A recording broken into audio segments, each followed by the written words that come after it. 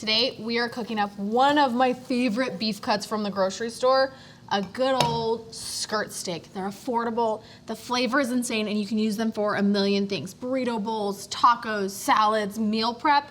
And we're gonna do this with a homemade Chipotle Dry Rub seasoning that takes the flavor over the top.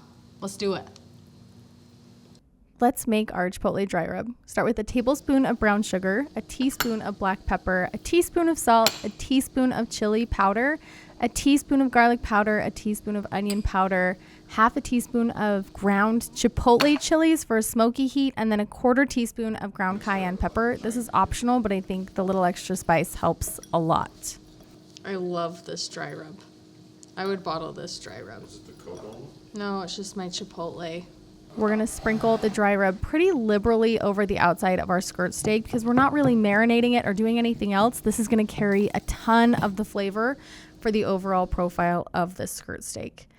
I'm cooking it over direct heat on a charcoal grill. This also works great on a gas grill, but this high temperature cooking process means that we're gonna get beautiful caramelization and crust from that brown sugar Chipotle spice rub on the outside. Flipping it every couple minutes also means that it's gonna cook nice and evenly. Skirt steak is a thin piece of meat. It's very fibrous. It has a ton of great beefy flavor because it comes from the interior rib section of the cow. But you don't wanna overcook it because it can get very tough. So a really nice rare to medium rare, about 130 is kind of my sweet spot for skirt steak.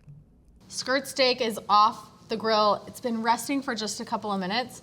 Before we slice into it, just look at this color. We've got these gorgeous kind of spots where it was a little bit fattier, and that brown sugar in the rub has caramelized on the outside. It's gonna give us a really beautiful crispy texture on the outside.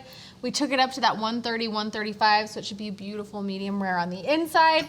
And now we have to slice it. There are a couple of tricks to slicing skirt steak. It's not as easy as just cut it into strips and go.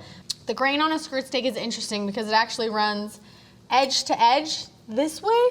So if we just were to slice it like this, it would be like eating long rubber bands, which is not pleasant, and you don't want to do that. So what we're gonna do is cut it in half and then actually rotate the steak 90 degrees, and then we'll slice it against the grain. I like to do smaller strips because I think it's perfect kind of sizes for serving. And I think when it's in strips, it's easier for people to eat. If you just gave them this chunk of steak, they might cut it the wrong way and then they're eating against the grain. You're just gonna do the work for them because you're a nice person and because it'll turn out better in the end. I also like the strip approach because if I'm doing this for like burrito bowls or tacos or meal prep, it's just perfectly portioned and the right size. All right, that looks like the perfect bite for me. And you can see the grain when I hold it up. There's no long strands. They're all short, they're all cut. It means it's gonna give us a really great texture. Texture of skirt steak is one of my favorite things about it. It's so beefy. It's tender but not mushy. It has a nice amount of bounce to it. And the heat with a little bit of sweet from that Chipotle Dry Rub seasoning and the char from the grill is over the top. I hope you give this recipe a try. Super simple, cooks up in just a few minutes. This is a great starter steak and it packs a punch. See you next time.